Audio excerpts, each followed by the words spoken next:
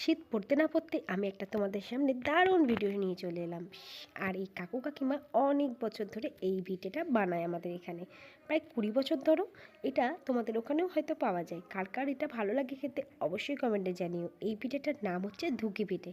আর আমাদের পরিবারের সকলে এই পিঠে খেতে ভীষণ ভালোবাসি। গোটা শীতটা অপেক্ষা করি কবে শীত পড়বে, কবে আমরা ধুকি খাবো।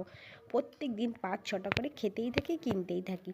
তখন দাম ছিল, অনেক বছর আগেকার দাম ছিল 2 টাকা করে, কিন্তু এখন 5 টাকাতেও পাওয়া যায়। যাই হোক, আমার তো খেতে বেশ ভালো লাগে। কার কার এটা ভালো লাগে অবশ্যই কমেন্টে জানিও। আর এটাতে আমার প্রচুর ছোটোবেলাকার স্মৃতি জড়িয়ে আছে। ছোটোবেলায় যখন সকালবেলায় বাবা পড়তে উঠে দিত ভোরবেলাতে, তখনও ভোরবেলাতে পাওয়া যেত।